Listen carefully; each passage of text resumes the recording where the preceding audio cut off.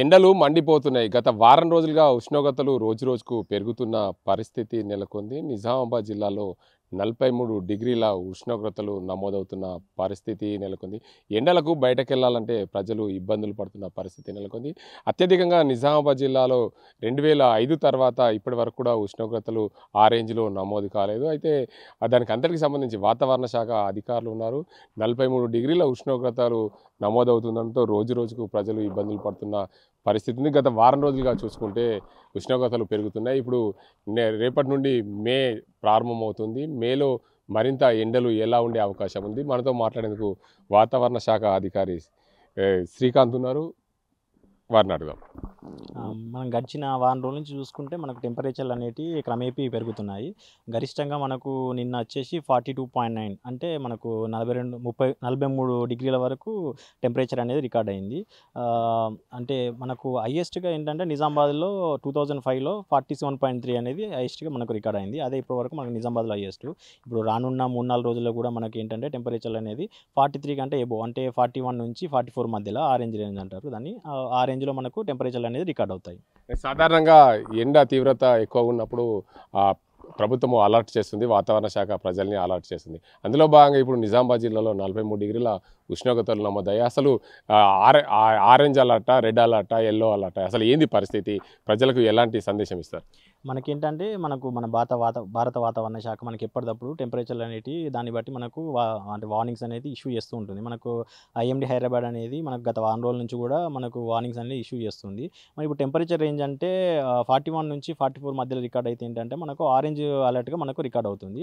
ఒకవేళ వడగాల్పులు ఉంటే దానికి సపరేట్గా మనకు వార్నింగ్ ఇస్తుంది. ప్రజెంట్ అయితే ఇప్పుడు వడగాల్పు అది వార్నింగ్ ఏం లేదు, కానీ టెంపరేచర్ వార్నింగ్ అనేది 41 నుంచి 44 మధ్యలో రికార్డ్ అయింది కాబట్టి మనకు ఆరెంజ్ అలర్ట్ లాగా ఉంది అన్నట్టు. అంటే ఆరెంజ్ అలర్ట్ తర్వాత ఇంకేముంటుంది? దానికి సంబంధించి రెడ్ అలర్ట్ ఒకవేళ ప్రకటిస్తే అలా దానికి ఎంత రేంజ్లో డిగ్రీల ఉష్ణోగ్రత ఉండాలి?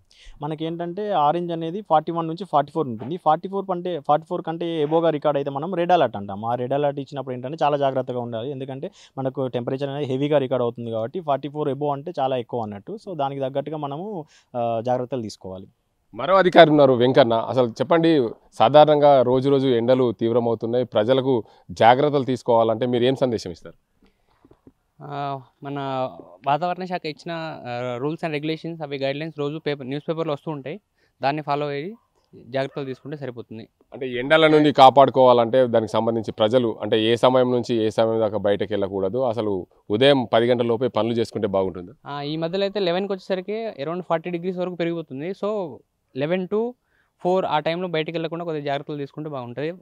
వాటర్ కొద్దిగా ఎక్కువ తాగడం, లేకపోతే ఒకవేళ అత్యవసర పరిస్థితుల్లో బయటికి వెళ్తే దానికి తగ్గట్టుగా జాగ్రత్తలు తీసుకుంటూ ఉండాలి. ఇక మొత్తానికి వాతావరణ శాఖ అధికారులు అయితే వాతావరణ శాఖ హెచ్చరిస్తుంది, ప్రజలు అప్రమత్తంగా ఉండాలి. దానికి అంతటికి సంబంధించి 44 డిగ్రీల లోపు, ఏదైతే 41 నుంచి 44 డిగ్రీల లోపు ఉంటే ఆరెంజ్ అలర్ట్గా అయితే వాతావరణ శాఖ ప్రకటించింది. దాని తర్వాత 44 డిగ్రీల ఉష్ణోగ్రతలు దాటితే రెడ్ అలర్ట్గా ప్రకటించింది. దానికి అంతటికి సంబంధించి వాతావరణ శాఖ ఎప్పటికప్పుడు ప్రజల్ని హెచ్చరిస్తూ ఉంటుంది. ఎండలకు బయటకు వెళ్లకుండా ఉండాలి.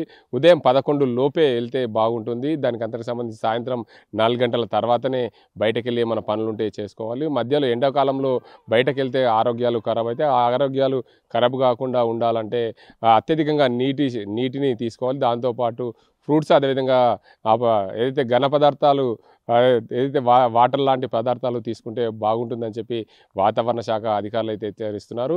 2005 తర్వాత ఇప్పటి వరకు కూడా ఉష్ణోగ్రతలు ఆ రేంజ్లో నమోదు కాలేదు. ఆ రేంజ్లో నమోదు అయితే మాత్రం మన ప్రాంతంలో రెడ్ అలర్ట్గా ప్రకటించే అవకాశాలు ఉంటాయి. మన దక్కన్ పీఠభూమి ఎత్తైన ప్రాంతం కాబట్టి ఎండవేడిమి ఎక్కువగానే ఉంటుందని చెప్పి వాతావరణ శాఖ అధికారులు అయితే చెప్తున్నారు. ఇది ఇక్కడ పరిస్థితి. కెమెరా సాజింతో గంగారెడ్డి, RTV నిజామాబాద్. మరిన్ని వీడియోస్ కోసం ఛానల్ ని సబ్స్క్రైబ్ చేయండి. లేటెస్ట్ అప్డేట్స్ కోసం వాట్సాప్ ఛానల్ ని ఫాలో అవ్వండి. ఆ లింక్ డిస్క్రిప్షన్ లో ఉంది.